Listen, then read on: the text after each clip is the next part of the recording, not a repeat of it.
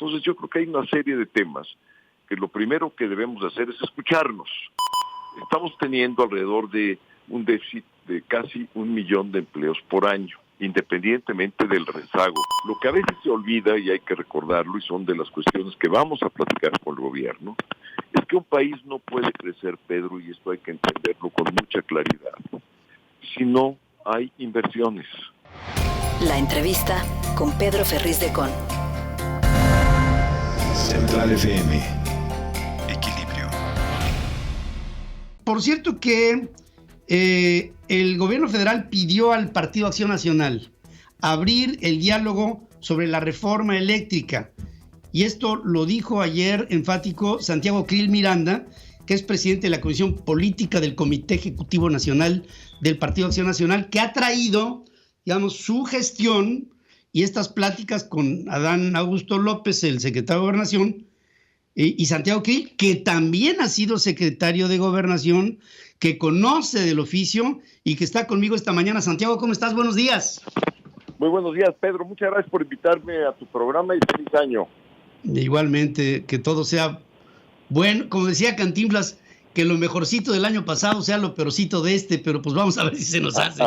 Está bueno. Oye, Sí. Santiago, yo veo Muy que bien. hay una constante invitación de parte del gobierno encabezado por el presidente López Obrador hacia la reforma eléctrica, pero también veo que en la práctica los argumentos de la oposición pues acaban siendo apachurrados por la dinámica de una Morena que lo mayoritea todo y que hace a un lado pues, los parlamentos abiertos y el diálogo. ¿Cómo lo estás viendo? ¿Tiene realmente una alternativa en donde nos tomen en cuenta los que pensamos diferente? Cuéntame, Sí, muchas gracias, ¿qué es lo Pedro. que se puede lograr con este diálogo que se pretende? Bueno, pues mira, en primer lugar, dialogar ya es un avance, porque llevamos 3 años sin ningún tipo de comunicación entre el partido, el PAN, como principal partido de oposición, y el gobierno. En segundo lugar, creo que es bueno separar los puntos donde no estamos de acuerdo y poder encontrar coincidencias. Existen distintos problemas nacionales. No solamente está la cuestión eléctrica, el tema de la violencia, de la seguridad, está el tema de salud, de la pandemia, lo que acabas tú de mencionar en tu programa, los efectos de la pospandemia en la parte económica que han sido muy, muy graves, en el tema de la inflación, del desempleo, de la reactivación económica, particularmente también en los temas que tienen que ver con el medio ambiente, la ecología. Entonces yo creo que hay una serie de temas que lo primero que debemos hacer es escucharnos, entender los argumentos de cada parte y buscar, digamos, si es posible, las coincidencias. En un marco de pluralidad, en una democracia, esto es lo que tiene que suceder. No ha sucedido.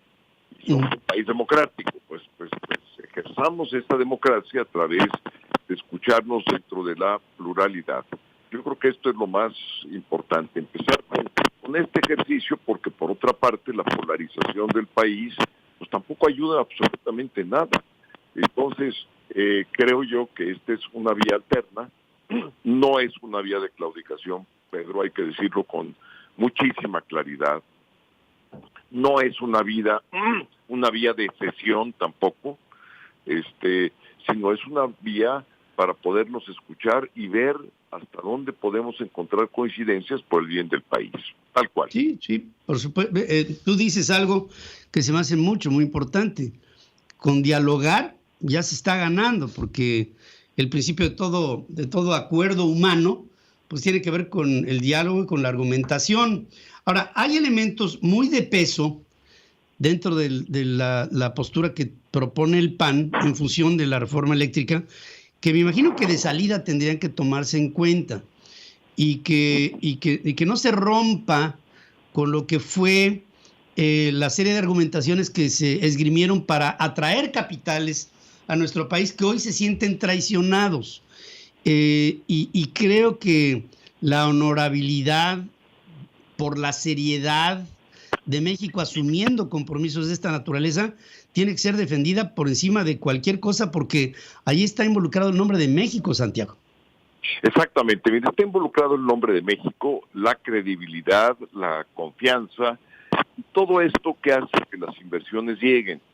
Lo que a veces se olvida, y hay que recordarlo, y son de las cuestiones que vamos a platicar con el gobierno, es que un país no puede crecer, Pedro, y esto hay que entenderlo con mucha claridad, si no hay inversiones, punto. Y el gobierno no tiene los recursos suficientes en sus finanzas públicas para hacer las inversiones que el país necesita en materia de infraestructura eléctrica. También hay que decirlo. Entonces se requiere mucha inversión. Estamos teniendo alrededor de un déficit de casi 1 millón de empleos por año, independientemente del rezago, Pedro. Bueno, para poder hacerle frente a ese rango de desempleo, que es muy alto, se requieren inversiones, no hay de otra, o sea, no hay otra forma de poder echar a andar la economía para que genere esos empleos.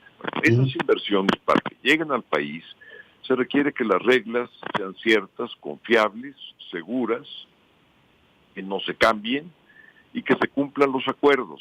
Entonces, uno de nuestros puntos fundamentales en el diálogo que vamos a tener, y particularmente en lo que se refiere a la reforma eléctrica, pues es esto. O sea, no se pueden romper los acuerdos, los contratos, así nada más porque sí, bajo prácticamente solamente un argumento de carácter ideológico. Eso no se puede hacer, eso no es el mundo moderno y eso no es aceptable. Y tanto que no es aceptable que hemos visto cómo se ha venido desinvirtiendo en el país. Pedro, estamos a los niveles que estábamos hace 25 años en los niveles de inversión. Y luego también tenemos el problema de que mucha inversión que estaba en México, pues ya se fue al extranjero, se está yendo al extranjero. Entonces todo esto, para los efectos pospandémicos de los que hablabas, pues va a ser muy difícil para el gobierno enfrentar una situación económica de esta naturaleza en estas circunstancias. ¿Por qué?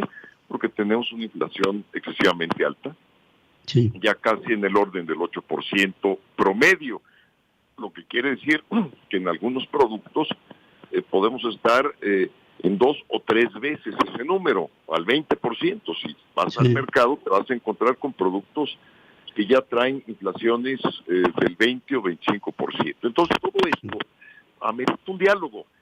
Yo no sé si ese diálogo va a conducir finalmente a algún acuerdo, pero lo que amerita es vernos las caras, platicar, dar estos argumentos como te lo estoy yo dando a ti, escuchar por parte de las autoridades responsables que responden en un ambiente de respeto, de escucharnos, no de insultarnos, sino de escucharnos, no de descalificarnos, sino de escucharnos. Y mira, aprovechando, digamos, una frase muy popular, pues hablando se entiende la gente, porque lo que no podemos hacer es simplemente no vernos y como si no existiéramos, porque pues somos la oposición un poquito más de la mitad del país, Pedro, que tenemos que tener una voz y tenemos que alzarla inteligentemente, esgrimir nuestros argumentos de una manera que puedan tener un impacto. Yo no pienso que todo esto que estamos platicando tú y yo, pues no tenga escucha en alguna parte del gobierno, debe tenerla, y nos deben de dar los contraargumentos. Para eso es el diálogo y eventualmente para lograr acuerdos.